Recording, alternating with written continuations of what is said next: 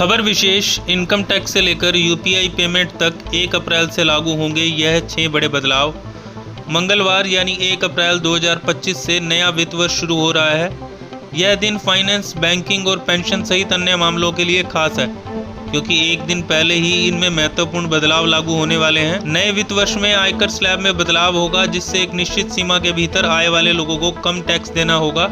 Mobile से UPI भुगतान में सुरक्षा बढ़ेगी और पेंशन योजनाओं में भी बदलाव होंगे। ये बदलाव लाखों करदाताओं, वरिष्ठ नागरिकों, बैंक ग्राहकों और यूपीआई के माध्यम से भुगतान करने वाले लोगों पर लागू होंगे।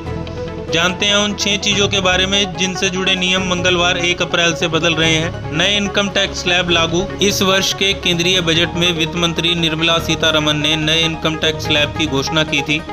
नया इनकम टैक्स स्लैब 1 अप्रैल से लागू होने वाला है, जिसके तहत 12 लाख रुपए तक की सालाना आय वाले लोगों को इनकम टैक्स नहीं देना होगा।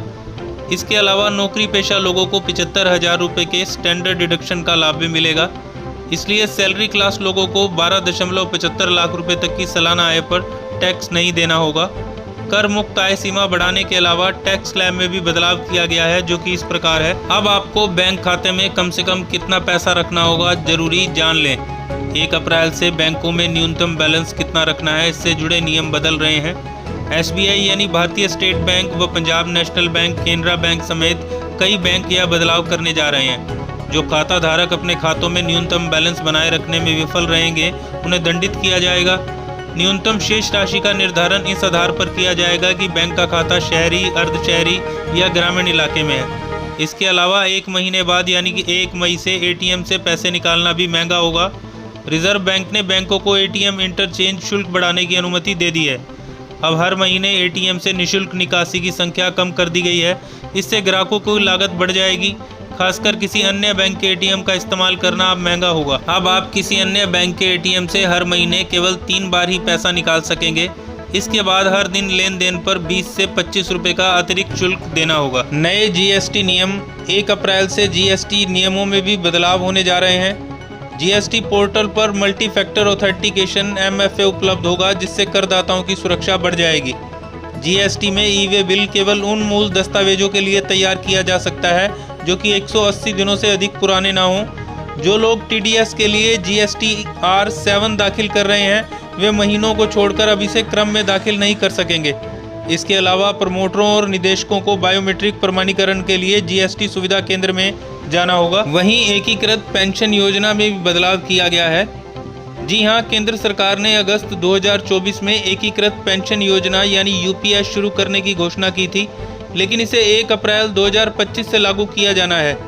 इससे केंद्र सरकार के करीब 23 लाख कर्मचारियों को फायदा पहुंचने की संभावना है। जिन लोगों ने केंद्र सरकार में कम से कम 25 साल की सेवा पूरी कर ली है, उन्हें पिछले 12 महीनों के औसत मूल वेतन के 50% के बराबर पेंशन मिलेगी। इससे उन्हें सेवानिवृत्ति के बाद भी वित्तीय सुरक्षा बनाए रखने में मदद मिलेगी। यूपीआई भुगतान होंगे और सुरक्षित। भारत में यूपीआई यानी यूनिफाइड पेमेंट इंटरफेस भुगतान लोकप्रिय हो गया है और इससे रोजाना होने वाले लेन देन की संख्या भी करोड़ों में है। लेकिन कई लोग यूपीआई से लिंक करने के बाद अपना मोबाइल नंबर अपडेट नहीं कराते, जिससे वह निष्क्रिय हो जाता है। इससे सुरक्षा संबंधी बड़ी समस्याएं खड़ी हो सकती हैं। भारतीय राष्ट्रीय भुगतान निगम NPCI ने कुछ महत्वपूर्ण घोषणाएं की हैं, जो कि 1 अप्रैल से लागू होंगी। इसके अनुसार यदि आपका मोबाइल नंबर लंबे समय से निष्क्रिय है या इस्तेमाल में नहीं है, तो यह नंबर यूपीआई से जुड़ा हुआ है, तो आप अपने बैंक से 1 अप्रैल से पहले यह जानकारी अपडेट करवा लें। ऐसा ना करने पर यूपीआई भुगतान तक पहुंच रोक दी जाएगी। एक और विशेष खबर यह भी है, सेबी यानी security exchange board of India ने भी अपने नियम बदल दिए हैं। 1 अप्रैल से सेबी विशेष निवेश कोष SIF लॉन्च करने जा रहा है, जो म्यूचुअल फंड और पोर्टफोलियो प्रबंधन सेवाओं PMS के बीच होगा। इसमें न्यूनतम 10 लाख रुपए का निवेश करना होगा। इसके अलावा विभिन्न क्रेडिट कार्ड कंपनियों के रिवार्ड पॉइंट स्ट्रक्चर में भी बदलाव होने जा रहा है। तो यह थी यह जानकारी जो हमने आपके साथ साझा की। आपको कैसे लगी कमेंट बॉक्स में ज़रूर लिखिएगा। Ajay Khurana, AK news, Yamunanagar.